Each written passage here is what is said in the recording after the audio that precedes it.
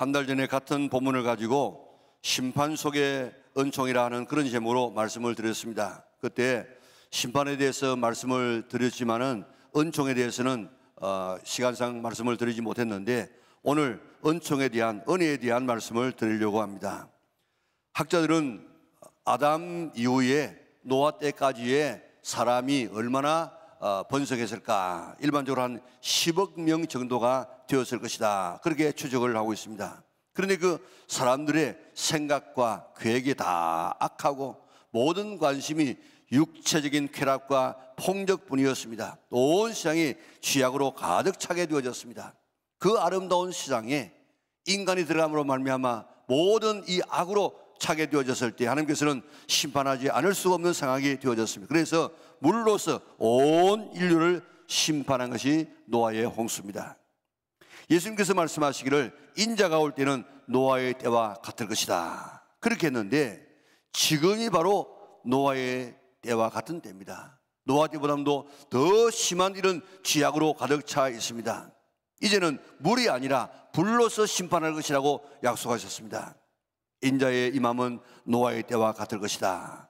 지금 노아 때보다도 더 낫다고 할 수 있겠습니까? 더 심한 죄가 오늘 우리 세상을 채우고 있습니다. 뿐만 아니고 노아의 때 소수의 사람만이 구원을 받았던 것처럼 점점 믿는 사람의 수가 줄어들고 있습니다. 이러한 때에 믿음으로 깨어서 잘 준비했다가 노아와 같이 구원받는 우리 언약에 온 성도들 될 수 있기를 주님의 이름으로 축원합니다. 노아 당시 시장 사람들은 먹고 마시고 장가들고 시집가는 것에만 관심이 있었습니다. 동물적인 인간이 되고 말았습니다. 모든 생각과 계획이 다 항상 악할 뿐이었습니다. 그래서 하나님께서 만드신 세상이 죄와 악으로 가득 찼습니다. 그래서 하나님은 홍수를 통해서 모든 동물과 짐승을 다 멸해서 이 세상을 정화시킬 필요가 있었습니다. 하나님은 그런 사람들 가운데서 한 사람을 남겨놓으시고 그 가정을 통해서 다시 인류를 번성하게 하셨습니다. 모든 사람들이 다 악하고 동물적인 삶을 살 그때에 노아는 어떤 삶을 살았습니까? 우리 9절을 한번 읽어볼까요? 이것이 노아의 족본이라. 노아는 의인이요 당대의 완전한 자라. 그리고 하나님과 동행하였으며, 그가 하나님과 동행하였으며. 아멘. 땅에 있는 모든 사람의 행위가 다 부패할 때에도 노아는 어떤 사람이었다고요? 의인이었고 당대의 완전한 자였고 하나님과 동행하는 자였습니다. 캄캄한 밤에 빛나는 별과 같은 그런 존재가 노아였습니다. 세상에 온갖 이 악에 물들지 아니하고 경건한 삶을 살았던 사람이 노아였습니다. 그래서 하나님은 노아를 제2의 인류의 조상으로 삼았습니다. 그런데 이런 노아가 어떻게 해서 이런 노아가 되었겠습니까? 노아가 뭐 특별한 그런 혈통이라든지 노아가 경건 훈련에 피나는 운동을 해서 훈련을 해가지고 이렇게 되었다든지 노아가 태어날 때부터 이런 사람으로 태어났기 때문에 이런 사람이 되었겠습니까? 아닙니다. 전적인 하나님의 은혜 때문이었다고 성경은 말하고 있습니다. 5절 보면요, 세상에 죄악이 가득했습니다. 6절에 보면 하나님이 사람 지어서 뭘 판단하시고 근심했습니다. 7절에 보면 하나님께서 창조하신 모든 사람을 지면에서 썰어버리겠다고, 심판하여 버리겠다고 결심했었습니다. 8절에 보니까 그러나 노아는 하나님께 뭐를 입었더라? 은혜를 입었더라고 했습니다. 그래서 노아는 의인이었고 완전한 사람이었고 하나님과 동행하는 자가 되어졌습니다. 홍수 심판에서 살아남을 수가 있었습니다. 노아가 의인이고 완전한 자고 하나님과 동행하니까 하나님의 은혜를 입어서 홍수 가운데서 살아남은 것이 아니고 하나님의 은총을 입었기 때문에, 하나님의 은혜를 입었기 때문에 의인이 되고 완전한 자가 되고 하나님과 동행하는 사람이 되어서 홍수로 모든 인류가 멸망할 때에 그와 그의 가족은 살아서 인류의 조상이 되어졌다는 것입니다. 그러니까 제일 필요한 것이 뭔가 은혜입니다. 은혜가 있으면 살아납니다. 은혜가 있으면 죄 가운데서라도 살 수 있습니다. 은혜가 있으면 멸망 가운데서라도 구원받을 수 있습니다. 최고의 축복은 하나님의 은혜인 줄 믿으시기를 바랍니다. 은혜라는 말은 카리스 하는 말인데 신구약을 통해서 275번 나옵니다.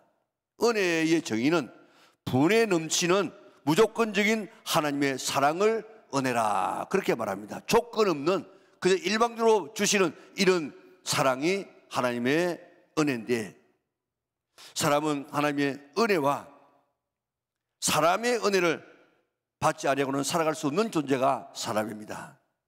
그런데 그 깜깜한 세상, 그 부패한 세상, 심판받지 않으면 안 되는 세상에서 노아가 살아남은 것은 하나님의 은혜 때문이었습니다. 하나님의 은혜가 있었기 때문에 노아가 의인이었고 완전한 자였고 하나님과 동행하는 사람이 될 수 있었습니다. 최고의 축복은 하나님과 사람에게 은혜를 입는 것인데, 특별히 하나님의 은혜를 사모할 수 있는 우리 영락의 온 성도들 될 수 있기를 바랍니다. 은혜를 입었다는 것은 또 다른 의미가 있는데, 영어 번역 뉴 인터내셔널 버전에는 그러나 노아는 주님의 눈에서 은혜를 찾았다 그렇게 번역하고 있습니다. 노아는 하나님이 자기를 불쌍히 여겨 주시기를 사모했다는 것입니다. 그래서 하나님의 은혜를 입었다는 것입니다. 기도 가운데 예수 기도라는 기도가 있습니다. 물론 그 뜻은 예수님께 드리는 기도, 그런 이 뜻인데, 신약 복음서에 보면 예수님께서 병고침을 받은 사람들이 예수님에게 막 이렇게 부르짖어서 가까이 왔습니다. 예수님, 나를 불쌍히 여기소서, 나는 죄인으로소이다 하고 부르짖었습니다. 하나님이 나를 불쌍히 여기시면 모든 문제가 해결되겠습니다, 이런 믿음을 가지고 나왔습니다. 최고의 기도는 예수 기도입니다. 불쌍히 여겨달라고 했던 모든 사람은 하나님의 은혜를 입어서 모든 문제가 다 해결되어졌습니다. 우리 영락의 온 성도들은 하나님과 사람에게 은혜 입는 성도들 되시기를 바랍니다. 특별히 하나님의 은혜를 사모하시기를 바랍니다. 하나님의 은혜 받으면 다 끝나고 다 해결되어집니다. 더 나아가서 하나님, 저를 불쌍히 여겨 주시옵소서 기도해서 하나님 앞에서 은혜를 늘 구하여서 받는 성도들 되시기를 바랍니다. 초대교회 그 영성가들은 하루 종일 기도했습니다. 성경 읽고 기도하고 그랬는데 무슨 기도할 거리가 그리 많아가지고 하루 종일 그렇게 기도했겠습니까? 그들은요, 같은 기도를 반복하는데 예수님 기도를 반복했다고요. 예수님, 나는 죄인입니다. 나를 불쌍히 여기소서, 나는 죄인입니다. 예수님, 나를 불쌍히 여겨 주옵소서, 나는 죄인입니다. 이 말을 다른 말로 말하면 예수님, 나에게 은혜를 다하여 주시옵소서, 나는 죄인입니다 하는 기도를 통해서 더 깊은 은혜 속에서 하나님을 만나게 된 것입니다. 날마다 하나님, 나를 불쌍히 여겨 주시옵소서, 나는 죄인입니다, 이렇게 기도하여서 하나님의 은혜를 입는 우리 영락의 온 성도들 되시기를 바랍니다. 노아가 홍수 가운데서도 살아남은 것은 오직 하나님의 은혜 때문이었습니다. 당시에 살아남은 짐승들도 하나님의 은혜를 입었기 때문에 그 많은 짐승 가운데서 소수의 이런 짐승만이 노아의 방주에 들어가서 생명을 얻을 수가 있었습니다.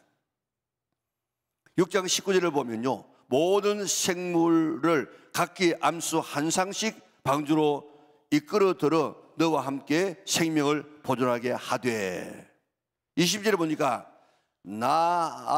나오리니 그 생명을 보존하게 하라. 나온다는 건 나온다. 짐승이 자기 발로 노아에게 방주에게 온다는 것입니다. 7장 2절에 보면 정결한 짐승은 암수 7씩, 부정한 것은 암수 2씩을 내게로 데려오며, 그래 하나님께서 그 짐승을 데리고 온다는 것입니다. 7장 9절에 보니까 하나님이 노아에게 명하신 대로 암수 2씩 노아에게 나와 방주로 들어갔으며 그랬습니다. 방주에 들어간 짐승들은 노아가 억지로 산에 가서 잡아가지고 데리고 방주에 집어넣은 것이 아니고 하나님께서 짐승의 마음을, 하나님께서 짐승의 머리를 잘 이렇게 인도해가지고 노아 방주가 있는 노아에게 데리고 갔다는 것입니다. 구절대로 하면 짐승들이 노아에게 나와 방주로 들어갔으며, 방주에 들어간 노아도 하나님께서 은혜 주셔서 방주로 들어가서 살게 하셨던 것처럼 짐승에게도, 짐승까지도 하나님께서 그에게 은혜를 주셔서 방주로 나아가서 들어가게 했다는 것입니다. 어떤 짐승요? 은혜 받은 짐승들. 그러니까 모든 짐승이 고분고분 1년 동안 있었지, 안 그랬으면 노아 방주가 난장말이 되고 말지 않았겠습니까? 노아도 짐승도 은혜를 입어서 방주를 통하여 살게 되어졌습니다. 우리들이 예수님 믿어 하나님의 자녀가 된 것 최고의 복인데, 이 복은 내가 믿어서 하나님의 자녀가 된 것이 아니고, 구원받은 것이 아니고, 오직 하나님의 은혜로 믿어서 구원받아 하나님의 자녀가 된 것임을 믿으시기를 바랍니다. 우리가 옛날 어떤 사람들이었습니까? 에베소 2장에 보면 우리는 허물과 죄로 죽었던 우리라. 그때 세상 풍속을 따르고 공중 권세 잡은 자 사탄을 따르고 육체의 욕심을 따라 지니며 살았는데 본질상 진노의 자녀였어요. 저주받은 자녀였습니다. 5절에 보니까 허물로 죽은 우리를 그리스도와 함께 살리셨고 너희가 은혜로 구원을 받은 것이라. 우리의 구원이 내가 노력해가지고 선하게 살아서 구원받은 것이 아니고 하나님의 은혜로 구원받았다고 고백하고 있습니다. 8절에 우리 같이 한번 읽어보겠습니다. 너희는 그 은혜에 의하여 믿음으로 말미암아 구원을 받았으니 이것은 너희에게서 난 것이 아니요 하나님의 선물이라. 아멘. 얼마나 놀라운 고백입니까? 구원은 무엇을 통해서 받습니까? 구원은 믿음으로 받아요. 그런데 그 믿음은 내가 믿어서 믿어지는 것입니까? 하나님의 선물, 하나님의 은혜로 내가 믿어지도록 하나님께서 역사하신다는 것입니다. 내가 믿어서 구원받는 것이 아니고 믿음도 하나님의 은혜로, 하나님의 선물로 주셔서 믿어지게 해가지고 내가 구원받게 된다는 것입니다. 그러니까 구원도 은혜로 받는 것이지 행위로 받는 것이 아님을 고백합니다. 우리의 구원은 전적인 하나님의 은혜입니다. 그래서 계시록 4장에 보면 24장로들이 자기의 면류관 벗어가지고 주님 앞에 드립니다.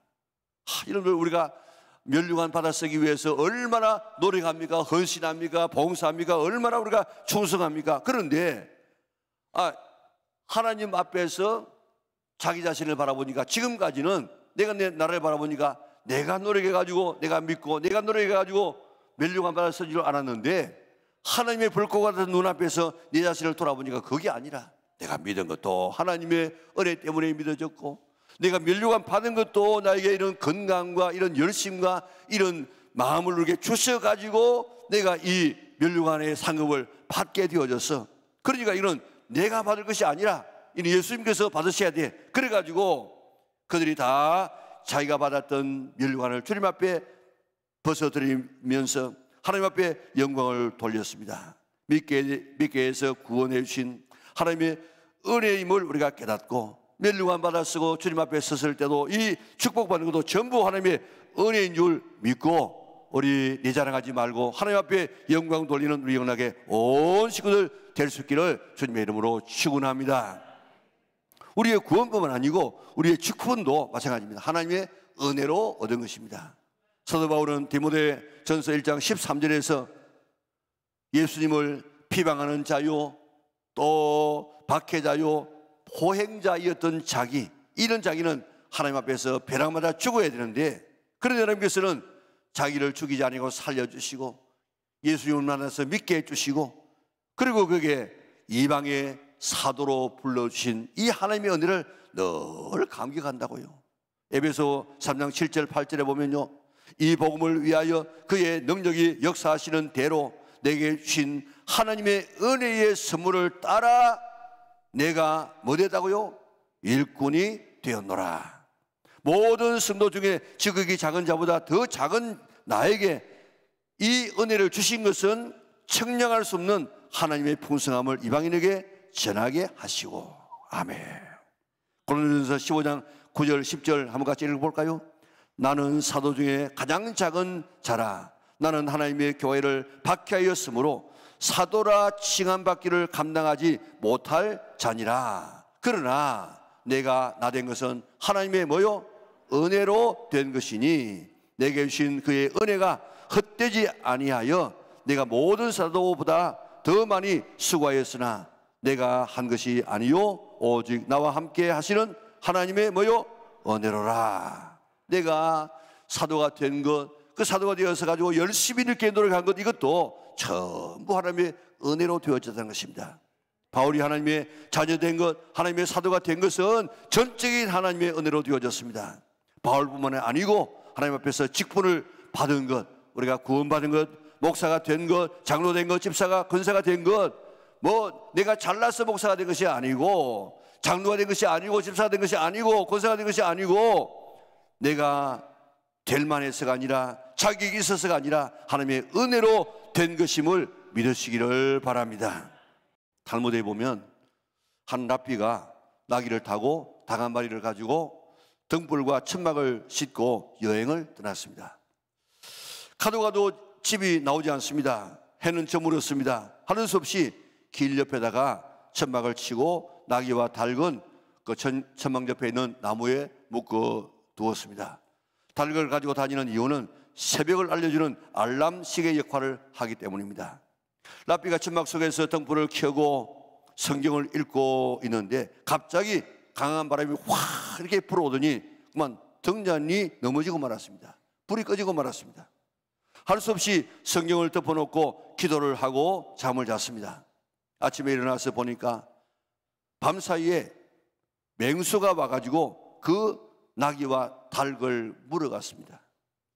그런 찢어진 천막을 챙겨서 주위를 살펴보니까 자기가 지금 천막을 친 곳이 동네와 멀리 있는 것이 아니고 거의 동네 가까이 왔어.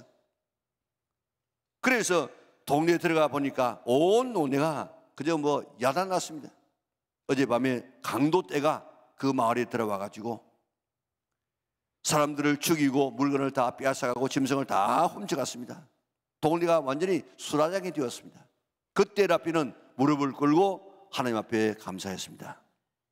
하나님 감사합니다. 만일에 등불이 꺼지지 않았다거나 켜져 있었거나 닭이나 이 나귀가 살아서 울었다고 하면, 소리를 냈다고 하면 자기도 틀림없이 폭도들에게 잡혀서 죽었을 것인데 이 세 가지를 잃어버렸기 때문에 나는 살 수가 있었습니다. 하나님 정말 감사합니다.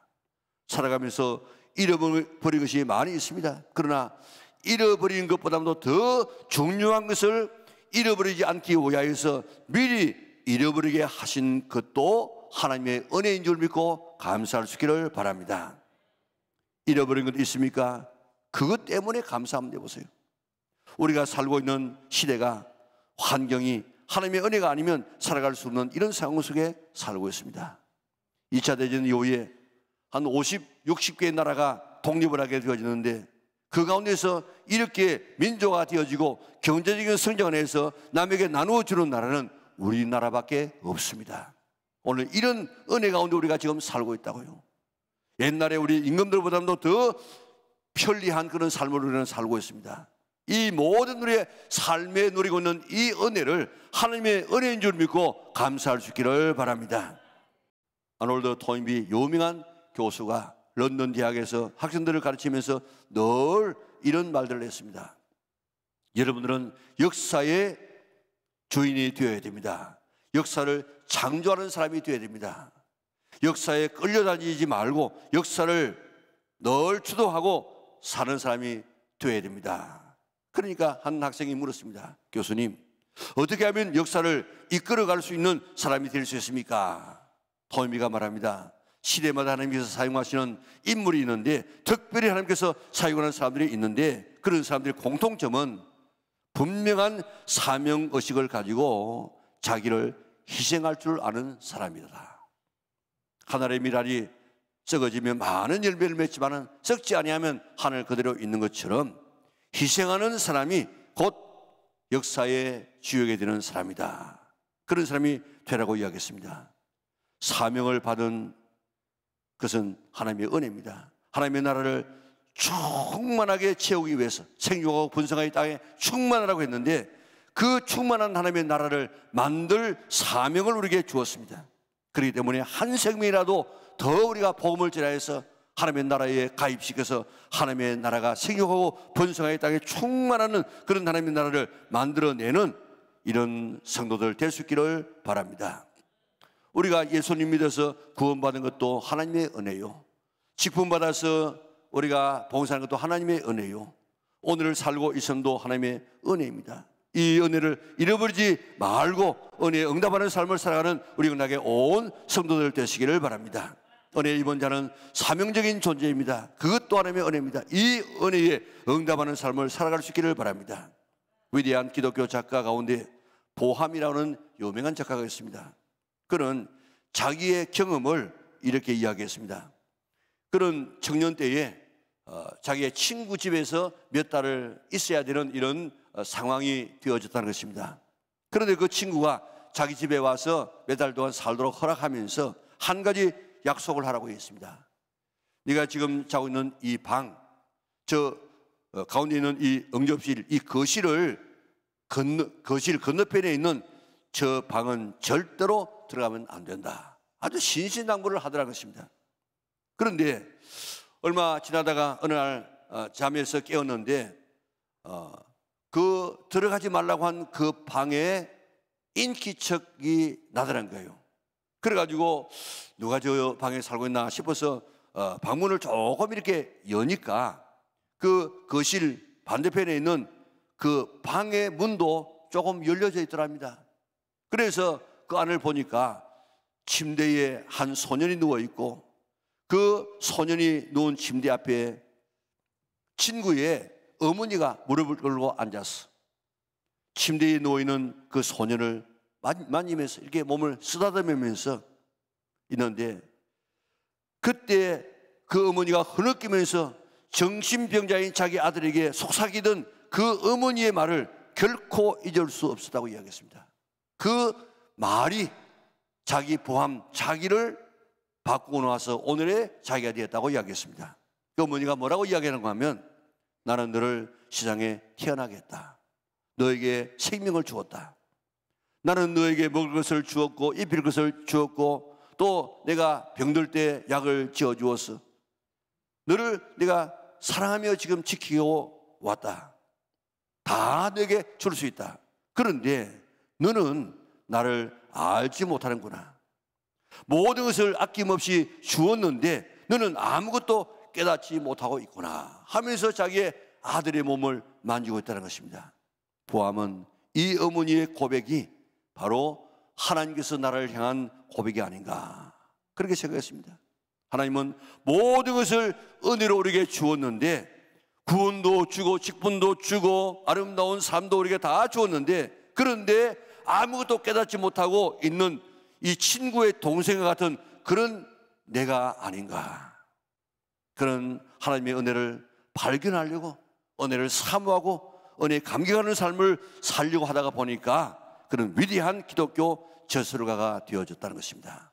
오늘 우리에게 주신 하나님의 은혜를 정말 깨닫는 그 은혜에 감격하고 그 은혜에 보답하며 살아가려고 노력하는 우리 영락의 온 성도들 될 수 있기를 바랍니다. 우리가 불렀던 찬송가 305장 나 같은 죄인 살리신 이 찬송가 존 뉴턴 목사님이 지은 찬송 아닙니까? 그는 노예 선장 얼마나 나쁜 사람입니까? 노예선의 선장으로 살다가 어느 날 토마스 아켄피스의 그리스도를 본받아라는 책을 읽고 회심하였어. 너무 은혜가 감사해서 그가 목회자가 되어지고 평생 동안 목회하다가 세상을 떠났습니다. 그런 늘 하나님의 은혜에 감격한 삶을 살아서 우리 모든 세계 그리스도들이 가장 좋아하는 아름다운 이 305장 찬송을 지지 않았습니까? 그리고 그 사절 보면 전부 다 은혜가 다 들어간다고. 은혜가. 자, 거기 보면 나 같은 죄인 살리신 주 은혜에 놀라와 잃었던 생명 찾았고 광명을 얻었니. 이제껏 내가 산 것도 주님의 은혜라. 거기서 우리 영혼이 주님의 은혜로 해처럼 밝게 살면서 주 찬양하리라.